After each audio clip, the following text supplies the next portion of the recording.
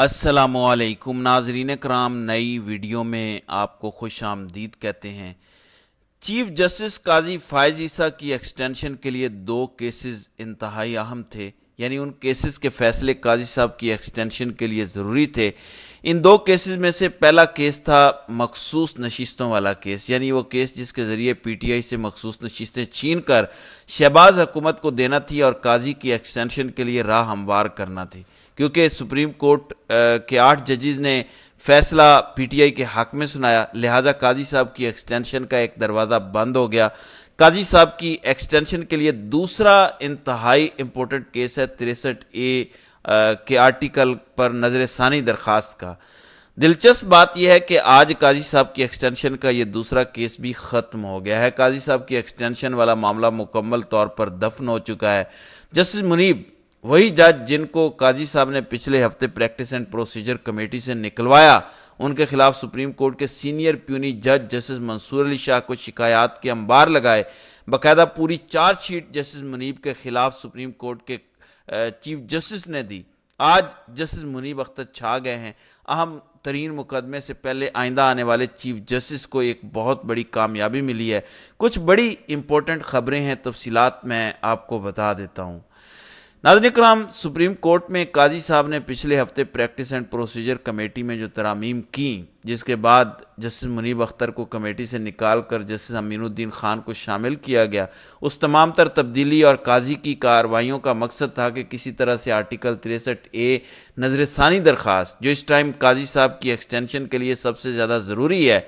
पहले तो मखसूस नशिस्तों वाला केस था, यानी काजी साहब को इस बात का यकीन था कि सुप्रीम कोर्ट का फुल कोर्ट बेंच मखसूस नशिस्तें हुक्मरान जमात को देगा, हुक्मरान इत्तेहाद को देगा, पीटीआई को नहीं देगा और काजी साहब की एक्सटेंशन का रास्ता क्लियर हो जाएगा। यानी अगर ये मखसूस नशिस्तें शहबाज हुकूमत को मिल जाती तो अभी तक आइनी तरमीम भी हो जाती और काजी साहब अगले 3 साल तक चीफ जस्टिस नॉमिनेट हो चुके होते, क्योंकि सुप्रीम कोर्ट के 8 जजेस ने काजी और शहबाज हुकूमत का पूरा प्लान नाकाम बनाया और वो मखसूस सीटें जिस सियासी जमात की बनती थी, यानी पीटीआई की, उनको देने का फैसला सुना दिया। उसके बाद एक ही हाल था आर्टिकल 63A की नजर सानी दरख्वास्त। आर्टिकल 63A की पहली वाली समात के ऑथर जज जस्टिस मुनीब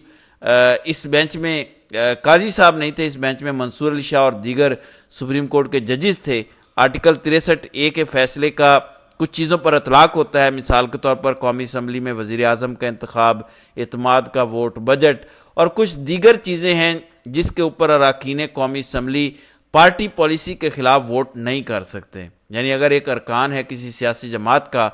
उस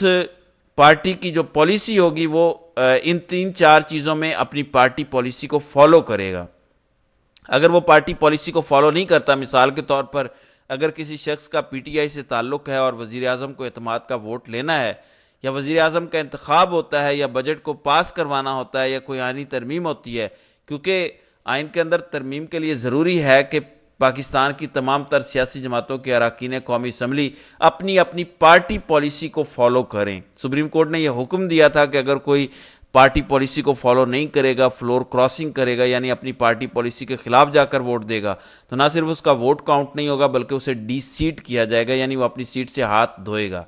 इस टाइम काजी के लिए सबसे ज़रूरी यही केस है, क्योंकि ये वो केस है जो काजी की एक्सटेंशन की उम्मीदों को बहाल कर सकता है, या यूं कह लीजिए कि एक आखिरी उम्मीद है काजी साहब को कि अगर सुप्रीम कोर्ट 63A नजर सानी दरख्वास्त में रद्दोबदल कर देता है, यानी जो माजी का जस्टिस मुनीब का फैसला है, अगर उसको रिवर्ट कर देता है, तब्दील कर देता है, नजर सानी में ये कह दिया जाता है कि आइनी तरमीम के लिए पार्टी पॉलिसी को फॉलो करना ज़रूरी नहीं, तो पीटीआई के कुछ लोगों को तोड़ा जा सकता है। आइनी तरमीम के लिए 2/3 शहबाज हुकूमत की अक्सरियत पूरी करने के लिए पीटीआई के कुछ लोगों को डराया धमकाया जा सकता है, ख़रीदा जा सकता है, वोट पूरे किए जा सकते हैं। अब एक बात तो यह है कि अगर 63A नजर सानी दरख्वास्त पर वही फैसला होता है जो मुनीब अख्तर का फैसला है, यानी सुप्रीम कोर्ट का पहले वाला फैसला, तो फिर जो मर्जी कर लिया जाए, फिर शहबाज हुकूमत आइनी तरामीम मंजूर नहीं करवा सकती, क्योंकि अगर पीटीआई के कुछ वोट टूट भी जाते हैं, कुछ लोग इस आइनी तरमीम को सपोर्ट कर भी देते हैं, तो ना सिर्फ उनका वोट काउंट नहीं होगा बल्कि उन तमाम लोगों को डी सीट कर दिया जाएगा। ये सुप्रीम कोर्ट का अपना फैसला है। अब ये जो प्रैक्टिस एंड प्रोसीजर कमेटी में तब्दीली की गई, ये एक वजह से की गई थी कि किसी तरह मुनीब अख्तर को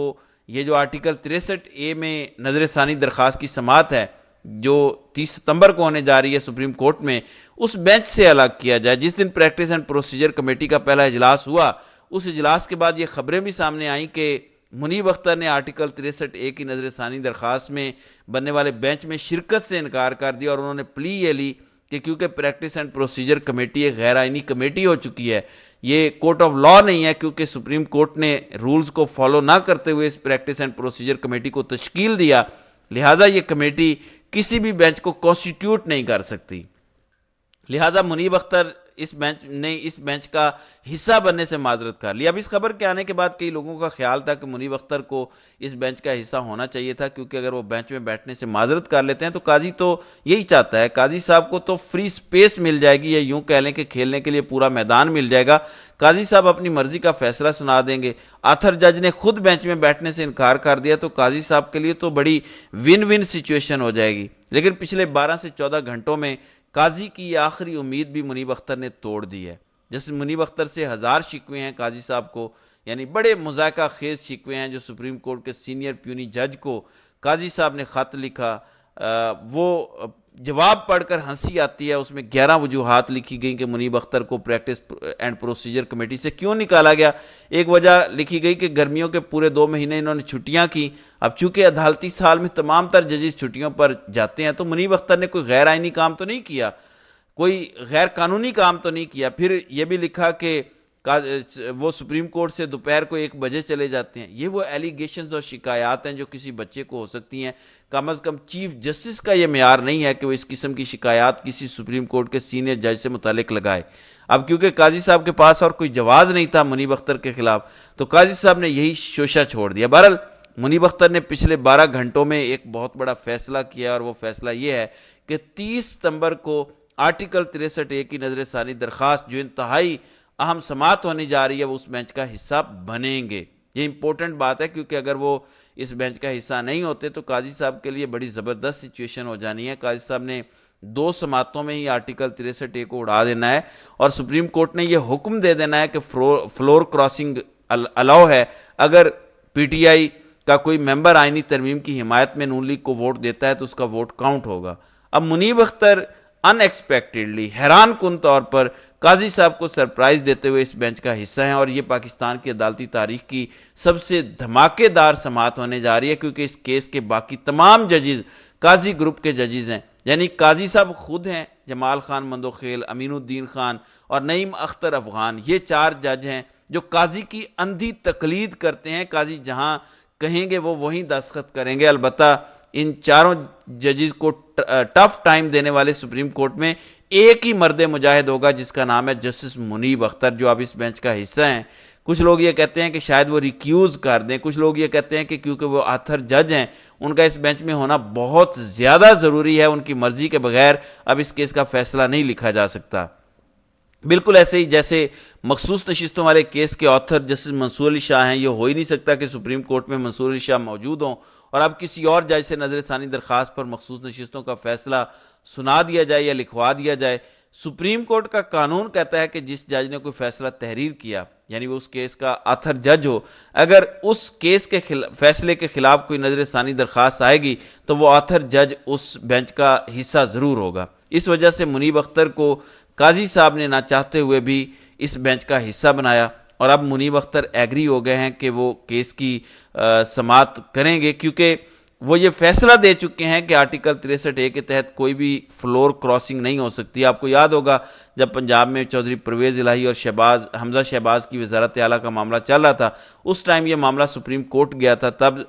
سابق چیف جسٹس عمر عطا بندیال نے ایک کمیٹی کانسٹیٹیوٹ کی تھی، اور اس کمیٹی میں یعنی اس بینچ میں منصور علی شاہ، منیب اختر، عمر عطا بندیال خود تھے، اور ان دنوں قاضی صاحب چیمبر ورک پر گئے ہوئے تھے۔ سو قاضی صاحب کسی بینچ کا حصہ نہیں رہے، اس لیے ان کو اس بینچ کا حصہ نہیں بنایا گیا تھا۔ اب منصور علی شاہ کو اس بینچ سے نکالا گیا ہے، کمیٹی ری کانسٹیٹیوٹ کی گئی ہے، اور سب کو پتہ ہے کہ کیوں ری کانسٹیٹیوٹ کی گئی ہے، کیونکہ قاضی صاحب کی ایکسٹینشن کے حوالے سے یہ جو آخری کیس ہے، یہ جو قاضی کی آخری امید ہے کہ کسی طرح وہ آرٹیکل 63A کی نظر ثانی درخواست میں نون لیگ کو فائدہ پہنچائیں اور پھر فلور کراسنگ ہو اور شہباز حکومت کو کم از کم اتنے ووٹ مل جائیں کہ وہ آئینی ترمیم کر دیں۔ ان کو نہ مولانا فضل الرحمان کی ضرورت ہو، نہ اختر مینگل کی، اور نہ دیگر اپوزیشن جماعتوں کی۔ البتہ منیب اختر کے اس بینچ کا حصہ ہونے سے یہ تاثر کلیئر ہو گیا کہ قاضی اب اس آخری پلان میں ناکام ہو جائیں گے۔ یہ بڑی اہم خبر ہے اس حوالے سے کہ منصور علی شاہ بھی کہیں نہ کہیں چاہتے ہوں گے کہ منیب اختر اس بینچ کا حصہ بنے۔ منیب اختر سپریم کورٹ کے کورٹ نمبر 1 میں بیٹھ کے قاضی صاحب کو شکست دیں گے،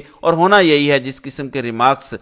منیب اختر اس بینچ میں بیٹھ کر دیں گے جو کمرہ عدالت نمبر 1 میں ہوگا، آپ کو قاضی کی بے عزتی کی گونج سنائی دے گی، اور دلچسپ ہوگا کہ یہ مقدمہ ٹی وی پر نشر کیا جائے گا۔ منیب اختر دھوئیں گے قاضی کو، کیونکہ پچھلا پورا ہفتہ جو ایک سرد جنگ چلی قاضی اور منیب اختر کے درمیان، جس میں منیب اختر کو پہلے کمیٹی سے نکالا گیا، پھر دیگر اعتراضات کیے گئے، تو اب دیکھنا یہ ہے کہ کیا ہوتا ہے۔ اب یہ جو آرٹیکل 63(1) کی نظر ثانی درخواست کی سماعت ہے وہ 30 ستمبر کو ہونے جا رہی ہے۔ یہ بڑی انٹرسٹنگ ہوگی اور قاضی کے لیے اب ایک نیا امتحان ہوگا۔ تو ناظرین کرام، آپ کی اس ویڈیو کے حوالے سے کیا رائے ہے؟ آپ اپنی رائے کا اظہار کامنٹ سیکشن میں ضرور کیجیے گا۔